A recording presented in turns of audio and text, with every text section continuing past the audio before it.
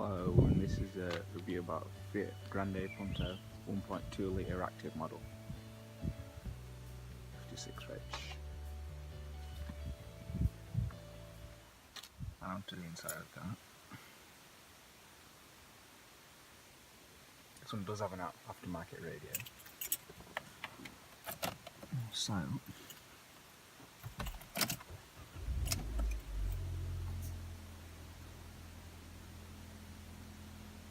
switch the lights on.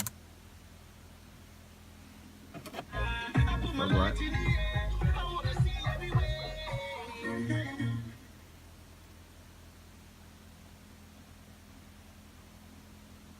Hazards.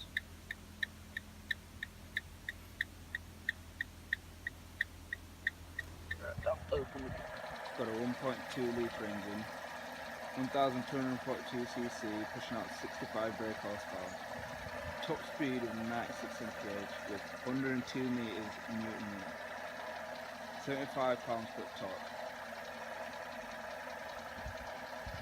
Unfortunately, it lacks on having 16 valves like other hatchbacks, such as the Corsa, which has a 1.2, but it has 68 brake horsepower and it's over a second from 60 quicker. I'm back inside with it. Switch these off. Switch the hazards off. Now, the car is cheaper than Corsa and safe for the environment. It has cheaper tax and it pushes out 139 grams per kilometre.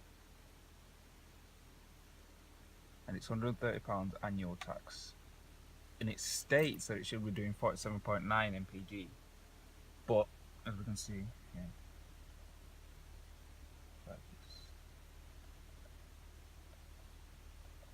I'm getting 44. And that's completely mixed. That's completely mixed driving. I do motorway miles, town miles, and back roads. That's completely mixed driving, so that's a very realistic MPG. And this is the base model active, like I said. And the higher models, they come with this multi-function screen will show much more. It'll show the day, it'll show radio options, and they have Bluetooth. I might do a review on the Sony MEX N600 1BD with DAB radio, Bluetooth, USB and everything. Now, one very annoying thing for me are the cup holders. These cup holders are like that. They're very frustrating. If I try and change gear, it knocks on the ball. And when I get moving, the bottle never stays in place, so I just put coins in there instead. So for a bottle, it's not exactly helpful. There is another cup holder there, but that's even less stable. So for drinks, it's quite a problem. It's got a fairly big glove box, as we can see there. The door bins, fortunately, can't fit a bottle. But for other things that you may need to put in, they are not too bad, as we can see there. Have a look around.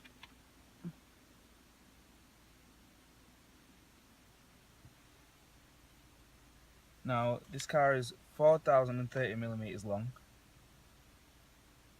and it is 687mm, and it weighs 1,030 kgs.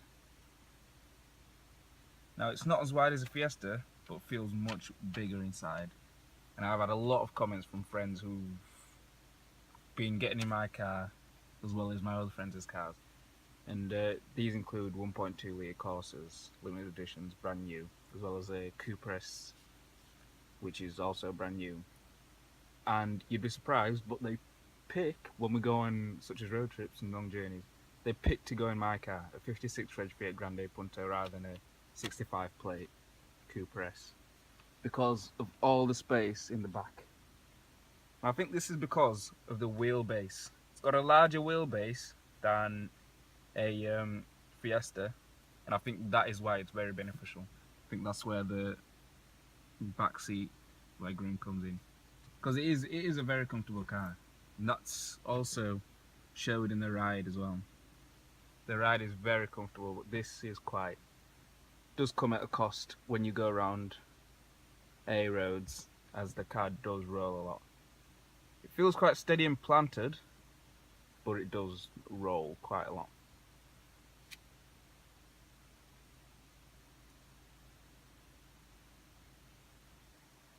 It's a very nice car. I've enjoyed it. It was my first car, and couldn't have picked another one. To be honest, for my next car, I think I'll be wanting another Fiat Grande Punto, just a 1.4 litre with 16 valves. And that is a 0 to 60 in 11.4 seconds, I think it is, and that's pushing out 95 brake horsepower. Very cheap to run, very cheap to run. Each of my tyres are very good tyres, Pirelli tyres, and they are £25 each, and they don't need changing very often at all. Just had its MOT done for the year. Did perfect. I've heard people calling Fiat fix it again tomorrow, but I have not had any problems with this Fiat. It has been an absolute dream. This car does not have air conditioning, but in the higher models they will come with air conditioning, as well as Bluetooth, and they are in the higher models. This is just the base Fiat Grande Punto. The sound system is quite good, I think. I mean, I know this is an aftermarket radio, but even with the standard one, the sound system felt real good.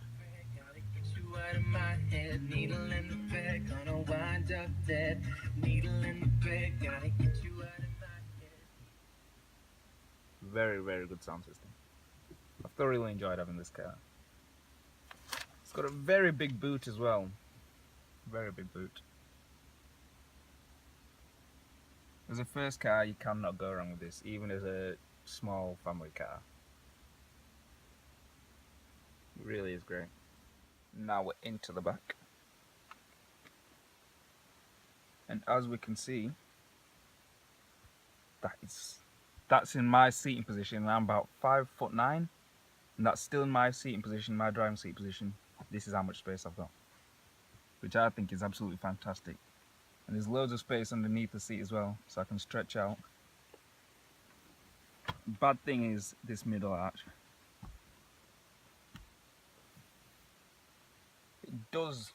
I could see 3 adults abreast for around up to 2 hours and then start to feel it. But for short journeys, it would be absolutely perfect. Got a great view out. These back seats are higher than the ones in the front, so it's got a great view out.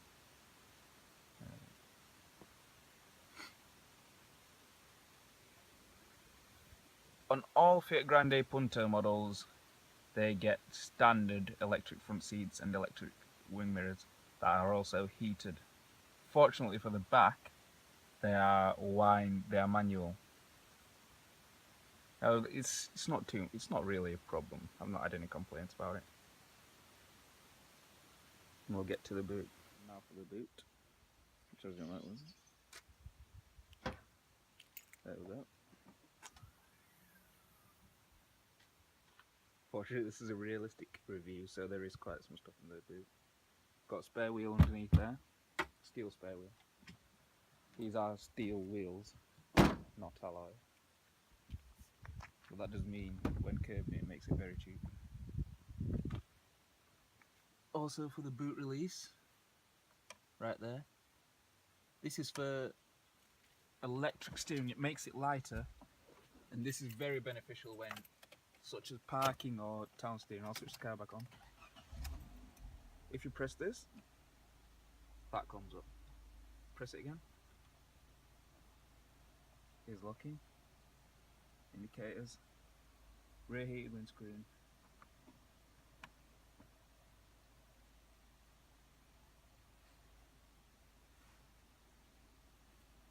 Parking brake. This is to mute the radio. Volume buttons. First, this is the source button. And these are for changing station. And back in the driver's seat.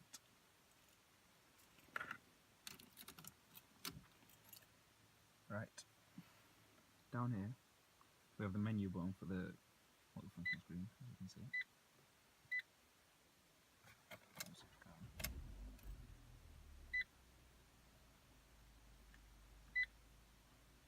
Speed. Now this can be very helpful. It beeps when you go over the speed limit. You can set the speed.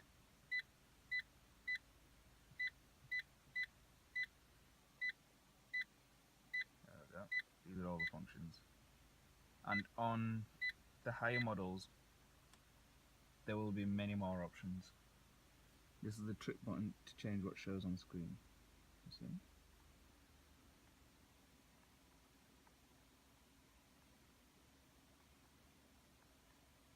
There we go. Here's your parking lights, headlights, indicators, and the full beam. And there we go. Pull it towards you.